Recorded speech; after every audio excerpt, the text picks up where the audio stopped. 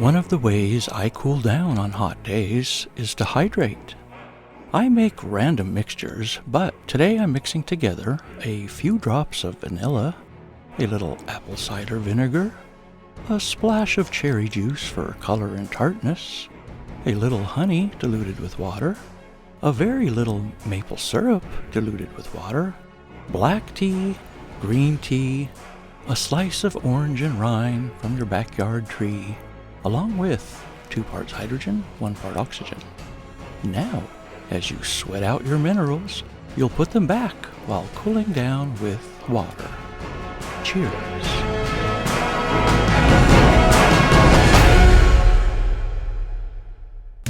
Because I like to collect trash to turn into art, I'm becoming an Olympic gold medal dumpster diver.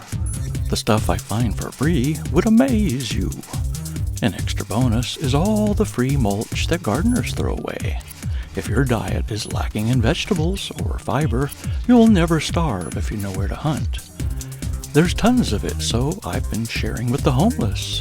They're so used to me coming with a bag over my shoulder, they started to call me the Green Santa Claus. You can also use it as mulch over exposed dirt to help hold moisture, to cool down the temperature, and protect from solar radiation so that insects can start building from the ground up a 40-foot tall garden of paradise.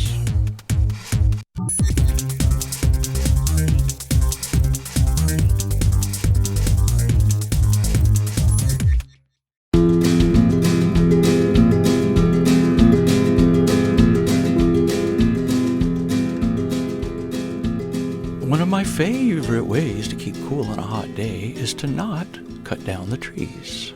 The shade under a tree is miles cooler than if in direct sunlight, or even worse, in the city while standing on asphalt. I don't even trim them because I like that the fruit is at the best height for picking, but also because after hours of sitting making animations, I get stiff and I need some 3-dimensional movement. Having to duck and shift around leaves doesn't bother me. I actually like it more than the typical 2-dimensional walking. It brings us into the moment of now and makes us more alert, when typically we would be thinking about where we're headed in that distracted mindset. My friends think I'm crazy, but then they admit that they need the exercise, both physically and mentally.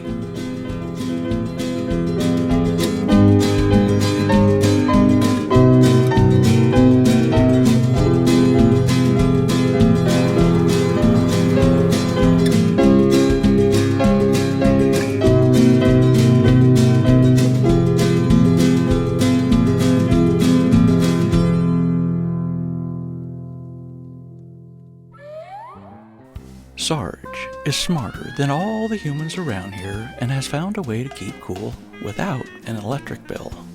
He dug a hole into the soil and enjoys the crisp coolness of cave dwelling.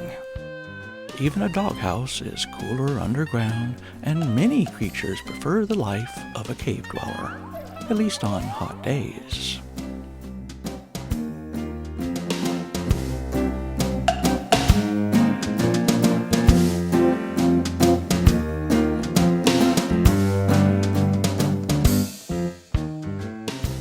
Okay, if you want to know the usefulness in life that we all have, Sarge has a special job. He is in charge in case you want to get the buttons off of a shirt.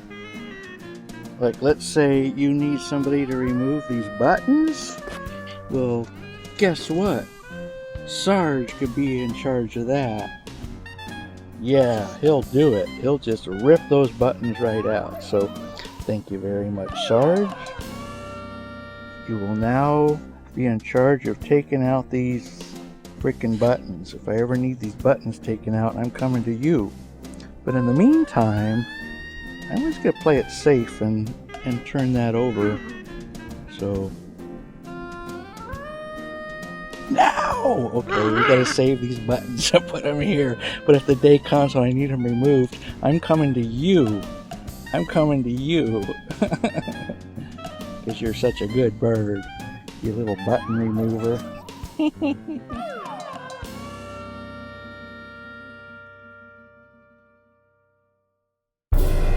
Okay, so I had an ordeal with a crazy anti-cat lady.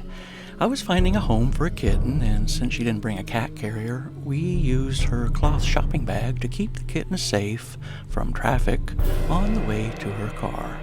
Once on the street and in public view, she started demanding I turn over her purse. I told her if I let go of the top of the bag, the kitten's going to jump out and run into traffic. I reminded her of my condition, that I make sure the kitten makes it to her car safely. She started yelling and screaming to let go of her purse, but I didn't budge. She got extremely mad that I wouldn't follow her orders and then grabbed the bag so hard the kitten started screaming for its life. I begged her to stop squeezing because she's killing the kitten, but she squeezed even harder. I only had a second to react, so I tried to get the kitten out of the bag to safety, but before I can get him out, the crazy lady squeezed the kitten so hard that he started fighting for his life, attacking my hand by mistake. She wrapped her hands all through the handles, so I ripped the side of the bag open and ran into the house with the kitten. Then I went to get her license plate number, and she was on the phone with 911, telling them I was grabbing her purse and refused to let go. She tailored her words to make sure the cops were there in seconds, screeching to a halt and ready to tackle the bad man attacking the poor, innocent woman. I explained it wasn't her purse, but a shopping bag with only one thing in it. Not money, credit cards, or valuables, but inside was my kitten. I also made sure they understood that the bag was in my custody, and it was her using force to try and rip it out of my hands. So, in a nutshell, the cops see this all the time and explained how common it is for a woman to use the law to punish men just for spite. They saw her take her ID out of her real purse, other than the tour bag she claimed was her purse, and she knew after hurting the kitten that I would never release the kitten to her, and she should have just driven away.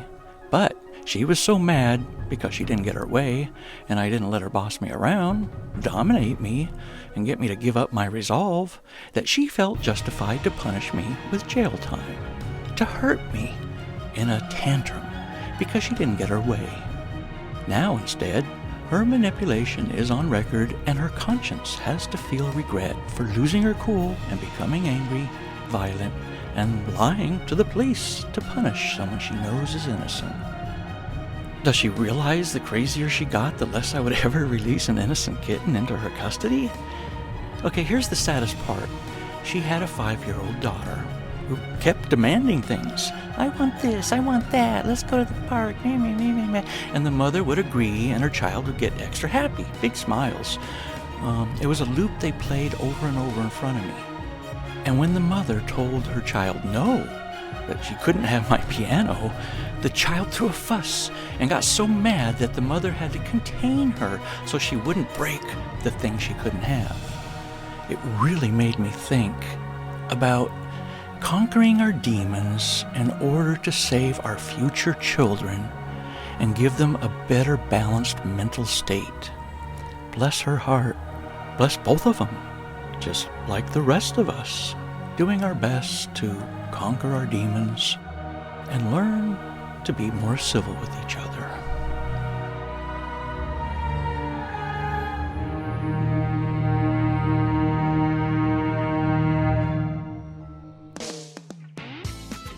Lately, my eyebrows have gone all yin-yang cockeyed. People think I'm contemplating something deep, but really, my eyebrows are getting rearranged by the ways I sleep. Now, when I laugh, people think I'm mad or something. By the way, if you like the outfits I've been wearing, you can watch the video before this on customizing your clothes. It's just a click away. And speaking of clicks, please send a like click, a subscribe click, and click a bunch in the comments. Before we get to the last chapter of cooling down on hot days, let's take a moment to appreciate the people of Venice Beach, California, as they head out on a bike ride at sunset.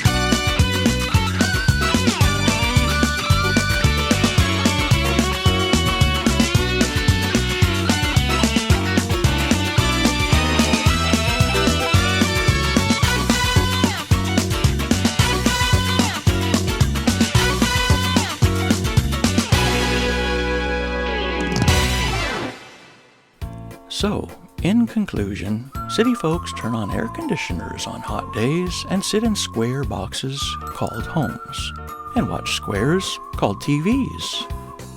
Country folk sit in rivers and creeks while immersed in entertainment called life. Walking up a stream of cool water brings us into the moment of now, while offering a peaceful break from the chaotic chatter in our heads. Now, instead of words, our heads can feel the water, the currents, the smells of mint and fresh plant life, the sounds of water, wind, and birds, keeping one's balance while stepping over river rocks, and the swift currents of water that, when somebody's not in the moment of now, will topple into a splash filled with the sounds of your friends laughing. My friend Dennis found a bunch of trash, so he's packing it out. We all have to decide if we stand for hurting or helping Earth. If we all agree to stop hurting and to help with all our hearts, then the global warming problem will cool down as much as our own tempers and fiery, destructive natures. That savage part of our souls that we've spent thousands of years trying to tame and make civil.